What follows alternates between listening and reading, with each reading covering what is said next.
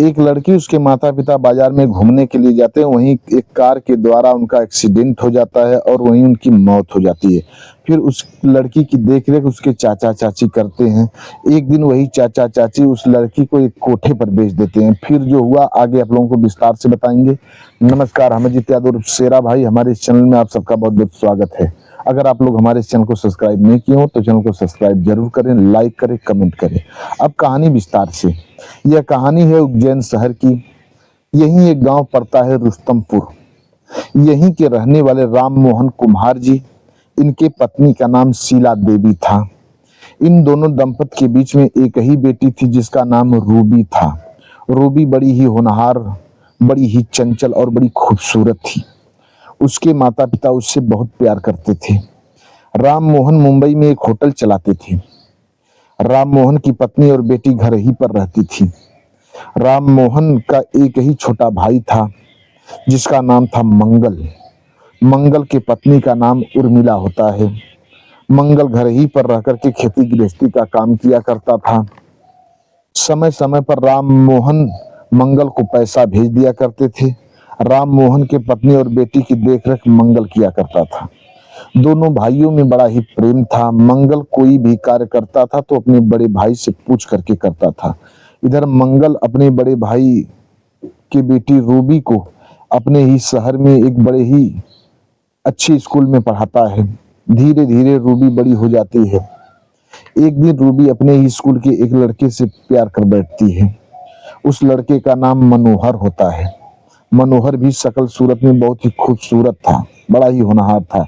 मनोहर पढ़ने लिखने में भी बहुत तेज तर्राक था, इसीलिए रूबी मनोहर पर फिदा थी। एक दिन रूबी और मनोहर अपने स्कूल के गार्डन में बैठे हुए थे। दोनों आपस में बातें कर रहे थे। तभी मनोहर रूबी से कहता है, रूबी क्या तुम मुझसे शादी करोगी? तब रूबी कहती है, जरूर करूंगी। हम लोगों की पढ़ाई पूरी हो जाए फिर हम लोग शादी करेंगे।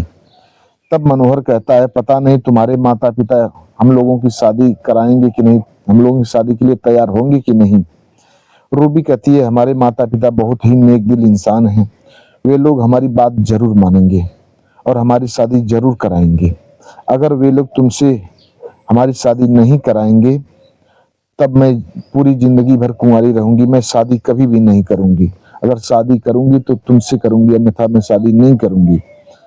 और तुम बताओ, अगर मेरी शादी तुमसे नहीं हुई तो क्या तुम दूसरी लड़की से शादी करोगे? तब मनोहर तुरंत रूबी के सर पर हाथ रख देता है और कहता है, रूबी मैं तुम्हारी कसम खा करके कहता हूँ, मैं तुम्हारे अलावा किसी से शादी नहीं करूंगा। मैं पूरा जीवन भले ही कुंवारा बिता दूंगा पर किसी से शादी नहीं करूंगा। अगर शादी करूंगा तो केवल तुमसे करूंगा।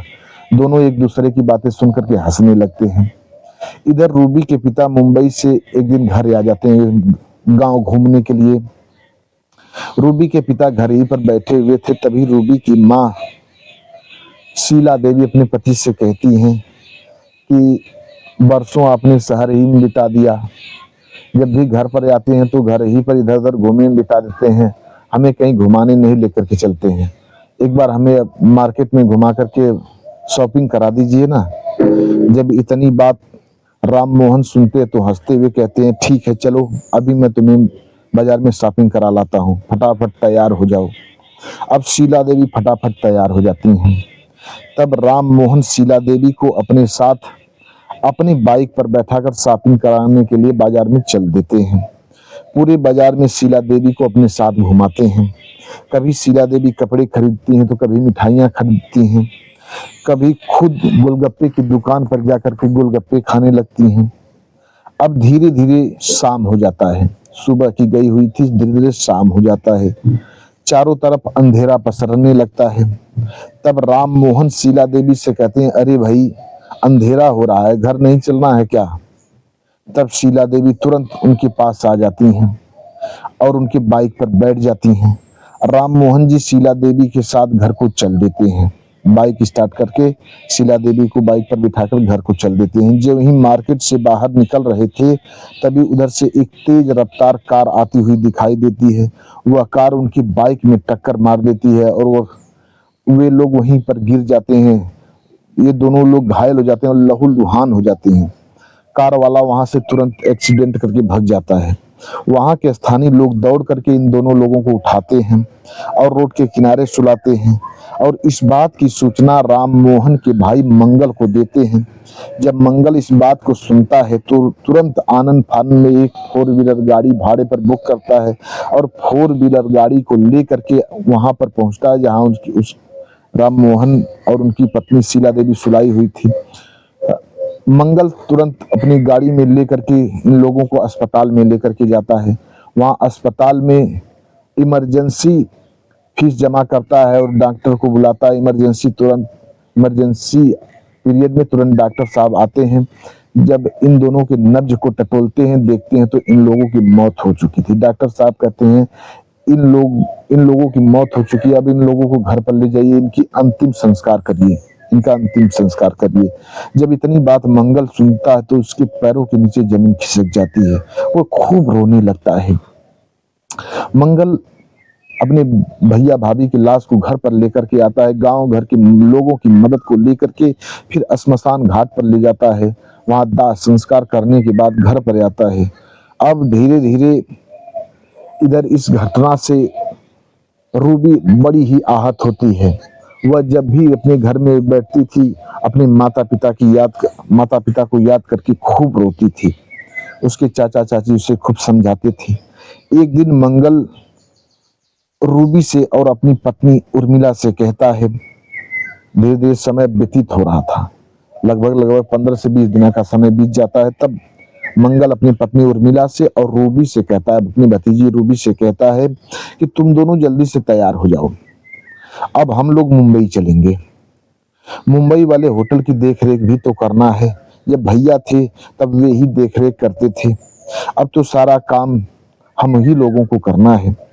अब रूबी और मंगल की दुल्हन दोनों तैयार हो जाती हैं। मंगल दोनों को अपने साथ लेकर के मुंबई चल पड़ता है और एक दिन बाद मुंबई पहुंच जाता है। वहां जाकर अपने उस होटल की देखरेख करने लगता है। अब धीरे धीरे समय बीतने लगता है। वह होटल अब खूब चल रहा था, पैसे भी खूब आ रहे थे।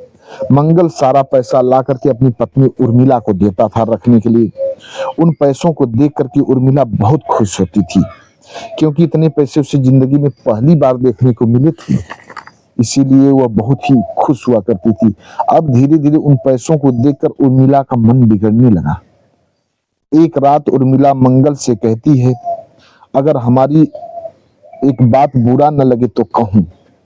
तब मंगल हंसकर कहता है, बताओ क्या बात है, इसमें बुरा लगने की क्या बात है, बताओ ना। तब उर्मिला कहती है, जितनी भी कमाई हम लोग कर रहे हैं, एक दिन रूबी की शादी हो जाएगी, तब वह सारे जमीन जायदाद और इस होटल में आधे का हिस्सेदार बन करके सारा जमीन जायदाद और होटल में आधे के हिस्सेदार बनकर होटल आधा ले लेगी और इसका फायदा इसके ससुराल वाले उठाएंगे। क्यों न इस लड़की को ही हम लोग मार दें, इसकी हत्या कर देंगे तो सारी जमीन जायदाद और ये पूरा होटल हम लोगों का हो जाएगा। अब जब इतनी बात मंगल सुनता है तब उसके कान खड़े हो जाते हैं। वह कहता है, तुम तो ठीक ही कह रही हो, पर इसे जान से मारने से हम लोगों को कोई फायदा नहीं होगा। क्यों न इसे हम लोग यहीं के कोठे पर बेच दें, कम से कम 4-5 लाख रुपए तो मिल ही जाएंगे। जब इतनी बात उर्मिला सुनती है तो कहती है, हाँ, इसे कोठे पर ही बेच दो, कम से कम 4-5 लाख रुपए तो मिल जाएंगे। अब एक दिन मंगल रूबी को घुमाने के बहाने मुंबई के ही धन्नूबाई की कोठे पर लेकर के जाता है और रूबी को वहीं धन्नूबाई के हाथों 5 लाख में बेच देता है। रूबी को कहाँ पता था कि यह कोठा है, कोठा की पर होता क्या है। वह गांव की रहने वाली थी और कोठे के बारे में उसको कोई जानकारी नहीं थी। वहीं मंगल लेकर के रूबी को जाता है और धन्नू के हाथों उसे 5 लाख रुपए में बेच देता है और रूबी से कहता है, रूबी तुम यहीं ठहरो, मैं अभी आता हूं। मंगल वहां से चला जाता है। अब धीरे धीरे शाम हो जाती है। तब धन्नू बाई से रूबी कहती, आंटी हमारे चाचा जी अभी नहीं आए, वे कहाँ गए हैं, आपको कुछ पता है। तब धन्नू बाई मुस्कुराते हुए कहती है, हाँ मुझे पता है, वह अपने घर चला गया है, तुम्हें हमारे यहाँ 5 लाख में बेच गया है। यह कोठा है, कोठा अब तुम्हें यहीं रहना है और तुम्हें यहीं देह व्यापार करना है। जब इतनी बात रूबी सुनती है, उसके होश उड़ जाते हैं, वह रोने लगती है और विवश हो जाती है। वह चाहकर भी वहां से नहीं भाग सकती थी। अब वो जाए तो जाए कहाँ, उसकी उसको कुछ समझ ही में नहीं आ रहा था। अब वो लाचार हो जाती है, उसी कोठे पर ही रहने लगती है। जो वहां का कृत्य होता है सब कुछ काम करने लगती है, लाचार है। इधर गांव में मनोहर को जब इस बात का पता चलता है कि रूबी के माता पिता की एक्सीडेंट के चलते मौत हो गई और रूबी अपने चाचा चाची के साथ मुंबई चली गई है, तब मनोहर बहुत दुखी होता है। मनोहर भी अपनी पढ़ाई को छोड़ देता है और मुंबई कमाने के लिए चल देता है। अब उसका स्कूल में मन नहीं लगता है, पढ़ाई को छोड़ देता है और कमाने के लिए मुंबई चल देता है। मुंबई पहुंचकर मनोहर एक पिज्जा कंपनी में पिज्जा डिलीवरी का काम शुरू कर देता है। अर्थात जहां कहीं पिज्जा का ऑर्डर होता था, वहां मनोहर पिज्जा पहुंचाने का काम करता था। एक दिन एक ऑर्डर आता है, मनोहर उसी पते पर पिज्जा पहुंचाने के लिए चल देता है। जो वहीं उस पते पर पहुंचता है, बाहर से डोरबेल बजाता है। जो बाहर घंटी होती है, लगा होता है स्विच, उसी को दबाता है, अंदर घंटी बजती है। एक लड़की अंदर से आती है, दरवाजा खोलती है। जब मनोहर उस लड़की को देखता है तब अवाक रह जाता है, उसके होश उड़ जाते हैं। वह लड़की कोई और नहीं थी, वह लड़की रूबी थी। वह उसी कोठे पर पहुंच गया था जिस कोठे पर रूबी बेची गई थी। वह पिज्जा ऑर्डर करने वाली कोई और नहीं, वह रूबी ही थी। रूबी ही फोन के द्वारा पिज्जा को ऑर्डर करती है। इधर मनोहर पिज्जा पहुंचाने के लिए वहां पहुंचता है। जब रूबी को देखता है, निशब्द हो जाता है। जब रूबी मनोहर को देखती है, मनोहर को अखबार में समेट लेती है और रोने लगती है, फूट फूट कर रोती है। मनोहर भी रोने लगता है। दोनों लगभग 1 से 2 वर्षों के बाद मिले थे। दोनों खूब रोते हैं। जब कुछ समय व्यतीत होता है, मनोहर रूबी के आंसू पोंछते हुए पूछता है, रूबी तुम यहाँ कोठे पर कैसे आ गई? तुम्हारी क्या मजबूरी थी? मुझे तो पता चला कि तुम्हारे माता पिता की मौत हो गई, लेकिन तुम यहाँ कैसे आ गई कोठे पर? तब रूबी रो रो करके मनोहर से सारी बात बताती है कि उसके माता पिता की मौत कैसे हुई, उसके चाचा चाची उसको मुंबई कैसे लेकर के आए और उसको कोठे पर कैसे बेच दिए। सारी बात रो रो करके रूबी बताती है। जब मनोहर सारी घटना को सुनता है तो उसका कलेजा पिघल जाता है, रोने लगता है। कहता है, रूबी तुम्हारे साथ बहुत ही अन्याय हुआ है, अब मैं आ गया हूँ, अब मैं तुम्हें यहाँ से छुड़ा करके ले जाऊंगा। मनोहर 5 लाख रुपए का इंतजाम करता है। धन्नूबाई को 5 लाख रुपए देकर निवेदन करता है कि आंटी इसको छोड़ दो, ये हमारी प्रेमिका है, इसके माता पिता की मौत हो जाती है, इसके चाचा चाची इसकी जमीन जायदाद के लालच में इसको यहाँ पर बेच दिए, इसको छोड़ दो। धन्नूबाई भी औरत थी, उसके दिल में बड़ी दया आती है। धन्नूबाई पैसे लेकर के रूबी को छोड़ देती है। इधर मनोहर रूबी को लेकर के आता है, एक मंदिर में शादी करता है। शादी करने के बाद दोनों कुछ ही दिन बाद कोर्ट के द्वारा रूबी के पिता की जितनी जायदाद थी और उस जायदाद में जो मंगल देख रेख करता था होटल का और जमीन का, सब में आधे का हिस्सेदार बनकर के कोर्ट के माध्यम से आधा जमीन जायदाद और होटल ले लेती है। इधर उसके चाचा चाची के होश उड़ जाते हैं। जिस चीज का उन लोगों को डर था आज वही होता है। जमीन जायदाद के लालच में उसको कोठे पर बेचे थे, लेकिन इधर मनोहर के द्वारा रूबी से अपनी जमीन जायदाद को, अपने हक को, हिस्से को ले लेती है। बस आज की कहानी इतना तक। अगर कहानी आप लोगों को अच्छी लगी हो तो इस चैनल को सब्सक्राइब जरूर करिएगा। मिलते हैं नेक्स्ट वीडियो में किसी एक नई कहानी के साथ, मजेदार कहानी के साथ। तब तक के लिए नमस्कार।